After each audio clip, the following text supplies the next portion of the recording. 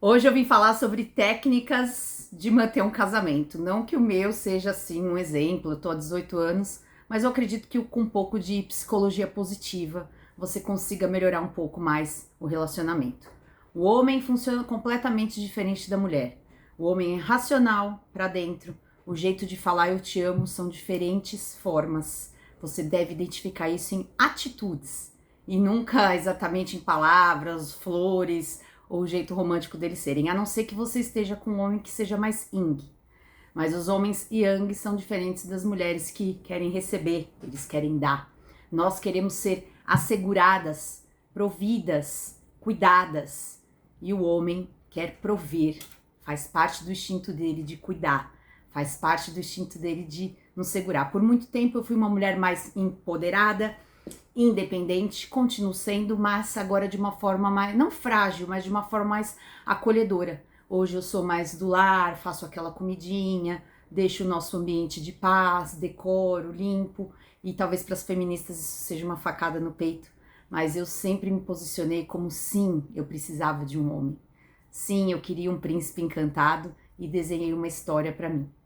A partir do momento que eu decidi que eu queria um homem, foi importante fazer uma lista do que eu queria ou não queria nele.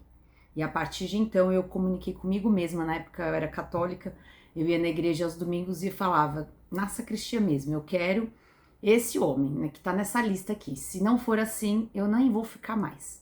É o menor sinal que eu conhecia algum pretendente, eu já iniciava alguns questionamentos para saber se estava na minha lista. Até que eu vim num churrasco na Zona Leste e conheci meu marido.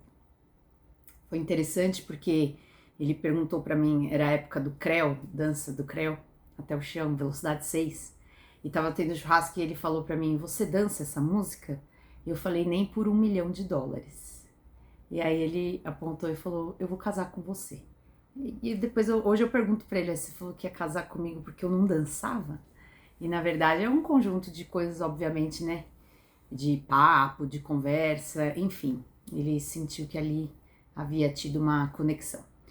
Mas a técnica para manter o casamento é você, primeira coisa, ter a sua profissão e ser uma pessoa independente de tudo e de todos. Você não pode ser dependente de filhos, dependente de marido, porque eles vão jogar na cara. Ah, mas meu marido é bilionário, me dá dinheiro para unha, cabelo, blá, blá. Um dia eles vão jogar isso na sua cara. Ah, mas ele prefere que eu não trabalhe e eu não fui buscar o diploma por causa disso. Busque a sua profissão, busque a sua independência, não seja dependente de coisas e pessoas. Número 1, para você se dar bem em qualquer relacionamento nessa vida. Você vai receber tapas na cara da vida até você desenvolver esse princípio e valor. Número 2, todo tipo de regra deve ser colocado em espaço visto, por exemplo, geladeira. Então, minha filha leva o lixo, eu lavo a louça 2 a 3 vezes por semana, ele lava a louça 2 a 3 vezes por semana, eu cozinho 2 a 3 vezes, ele às vezes não cozinha, faz um risoto, uma massa ou pede uma pizza, na vez dele, é ele faz a noite do hot dog, a noite da esfirra, não sei, não, cada um com o seu. A partir do momento que eu trouxe meio a meio no Pix pra dentro de casa, ele teve que fazer meio a meio na casa comigo. Por muito tempo eu fiquei com toda a louça, com todo o jantar, com toda a roupa, e eu fiquei exacerbada de limpar, cozinhar, lavar, passar, ter uma faxineira só que me ajudava semanalmente e ainda trabalhar e voltar para casa e fazer a parte materna de lição de casa com a criança. Quer dizer, só se for uma mulher indomável, não dá, não existe essa perfeição. Em algum lugar eu tava falhando, ou você não trabalha direito ou você não é uma boa dona de casa, enfim. Tive que fazer essas divisões de tarefas. Foi difícil porque meu marido ficou 10 anos da nossa vida sem pegar uma meia do chão. E eu permiti isso também, né? Cuidando da roupa, sendo mais mãe do que mulher, na verdade. Então, nesse sentido, não parei de ser chata, né? Pega isso, pega aquilo. Ele não pergunta mais para mim a palavra cadê. Foi proibido aqui dentro de casa fazer a pergunta para mim cadê ou onde está. Cada um toma conta do seu. Tem um armário aqui de bagunça que é só dele. Tem um armário de bagunça aqui que é só meu. Achou alguma coisa estranha pelo lugar? Cada um nos seus armários, cada um que se vire. Então, a organização do seu vai ser importante. A sapateira dele deve ter 1000 sapatos embaixo da sapateira. A minha tá lá limpinha. Eu não posso ficar nervosa com a desorganização dele, entendeu? Porque isso reflete um estado interno de cada um. E com isso a gente vai dando exemplo para as crianças também, né? O tênis que tira, a meia que joga no chão, a toalha, enfim, é um processo. E se você tem toque com limpeza, você fica uma pessoa muito chata. Então, se você veio de um lar onde o toque da limpeza era perfeição, você passa a ter uma flexibilidade de permitir, hora ou outra, uma louça suja na pia. Mas se você vem de um ambiente sujo, em que espiritualmente não está legal, para fora é o que está para dentro, é hora de você desenvolver esses propósitos e valores. Os propósitos e valores também têm que ser colocados na geladeira, às vezes, para a pessoa lembrar, né? Que tem que ter responsabilidade, honestidade, verdade, fidelidade. Então é colocado a linha, né? Desde o início. Não gosto quando você curte fotos de outras mulheres no Instagram, nunca mais curtiu. Não gosto quando você se comunica ou se manifesta com outras mulheres que não sejam eu. Não dê abertura para a insegurança. Está dando abertura para a insegurança, a mulher vai ficar louca, né? Aí não dá. É colocado uma linha, não está sabendo viver nessa linha? Viva solteiro, né? Meu marido sempre foi colocado para ele, era um negão de tomar cerveja até meia-noite, tá? Parou de beber depois que a Maria Júlia nasceu, mas bebia forte até meia-noite, voltava do bar bêbado. E eu coloquei para ele, a partir do momento que você for para a direita, eu irei para a esquerda e nos encontramos meia-noite em casa, então? Só que é o seguinte, sozinho eu não vou voltar. Então, a partir dali ele teve que escolher se ele queria fazer terapia com os amigos do bar, igual um moleque solteiro, ou se ele queria estar num lar, né, com uma janta, com um propósito, com uma boa conversa, mas os filhos obviamente trouxeram esse juízo pra gente. Então é necessário desenhar esses princípios e valores, que não é só falar na frente do padre, na fidelidade, na alegria e na tristeza. Tem que falar diariamente um pro outro, estamos juntos para quê? Qual é o nosso propósito juntos? Temos sonhos juntos, compartilhar sonhos, compartilhar propósitos para estar num caminho unidos. Onde um vai, o outro deve ir também. Onde a sua esposa não pode ir, o marido também não deve ir. Onde eu não posso levar minha filha, eu não vou. Então, são novos conceitos, porque nós não estamos mais na balada solteirão tomando combo, né?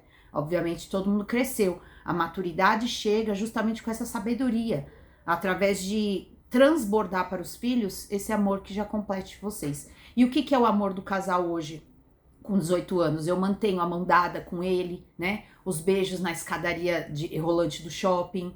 Eu mantenho esse namorar, que a gente parece amante na rua, no sentido desse carinho, e eu exijo isso dele. Eu boto a mão na dele mesmo. Por muito tempo ele era mais frio, racional, né? Um negão de 1,89 m, né, gente? Tive que ir domando a fera com sabedoria. E hoje é um homem mais carinhoso, mais romântico. Obviamente, na horizontal, eles são mais carinhosos. Nós, mulheres, exigimos disso na vertical também. Então, você aduba a terra, né? Como que eu adubo? Eu faço uma boa lasanha, eu mantenho o ambiente cheiroso, ele chega do trabalho, é só elogios, aonde você foi tão bonitão assim, e ele vai pra academia, eu falo como você tá forte, seu braço cresceu. Eles gostam de ouvir essa parte da psicologia positiva, né? Ele, de alguma forma, não sabe me elogiar tanto assim, porque ele acha que eu já sou bonita e não preciso de elogio, mas eu desenvolvi por muito tempo, eu não acreditava que eu era bonita, né, desde a minha adolescência. Então ele fala essas palavras pra mim quando estamos no momento de intimidade. Mas é importante fazer da boca pra fora, porque essa energética da palavra pode mudar a autoestima. Então adubar essa terra pra plantar boas flores, né? Eu estou lá cozinhando e ele passa e me dá um beijo, ele tá lá, termina de cozinhar e eu falo, meu Deus, eu tenho um chefe de cozinha na minha casa. É um processo, imagina Osvaldo cozinhar, ele nunca lavou um copo. Hoje ele faz o macarrão lá dele com carne moída, outro dia fez um risoto com tomates que eu falei, nossa. Então realmente eu passei a trabalhar mais e não dava pra fazer janta todo dia, ele teve que achar um jeito, que com esfirra e pizza não ia dar todo dia, né? Então o momento de você entender qual é a hora do elogio, né? Qual é a hora de deixar também solto. É a hora do videogame dele, aqui ele tem metade do hack dele aqui, ó, videogame. Logo do lado já vem minha mandala e minhas coisas espirituais, mas você vê que ele tem o espaço dele aqui, ó, isso aqui é dele, né, os livros dele, Alto da Compadecida, ele gosta, Memórias Póstumas de Brás Cubas, Primo Basílio, é outro tipo de leitura, as minhas aqui mais espiritualizadas, né, Cristina Caro, enfim, Alicerce do Paraíso, eu Nós dividimos os espaços também, não dá para ser o closet inteiro meu, né? Ele tem 2 portas. Mas é importante esse espaço deles e espaço de tempo também. É a hora de assistir o jogo dele, é a hora dele conversar com os amigos dele, é a hora dele fazer a academia dele. Não dá pra, né, ficar junto o tempo todo. E isso, com o tempo, a gente vai amadurecendo. No início eu era um pouco mais ciumenta, ficava vendo celular, onde ele foi, o que ele fez. Agora não tanto, né? Existe esse comprometimento da gente ver nas atitudes que a pessoa está conosco e é pra valer.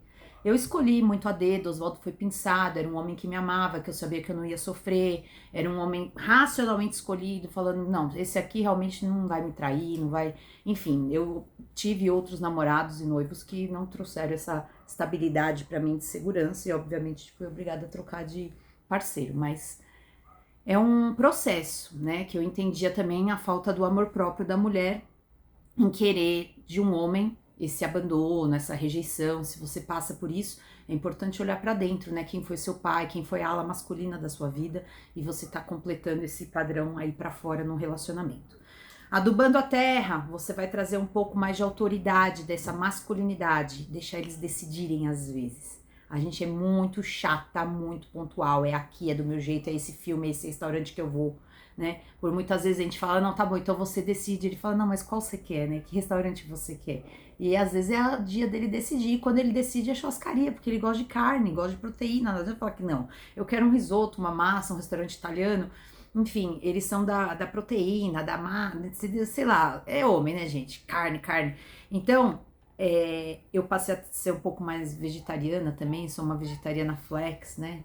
Como mais ovo, peixe, enfim. Aí, às vezes, tem umas fases que eu fico muito tempo sem comer carne, ele me acompanha nisso às vezes também, não deixa de iluminar ele, estamos crescendo juntos nessa pegada. Eu participei de diversas religiões que ele não participou, que ele não foi, ele não quis, me deixava na porta, ia me buscar ou permitia que eu fosse enquanto ele ficava nos filmes dele. Ele gosta de assistir viagens no YouTube, ele vai pro mundo inteiro, em diferentes países, ele viaja nas viagens do YouTube. Eu, na época, gostava mais de séries, hoje gosto mais de leituras. Tem um momento do meu vídeo que eu tô gravando e ele faz silêncio, enfim, o espaço de cada um, né?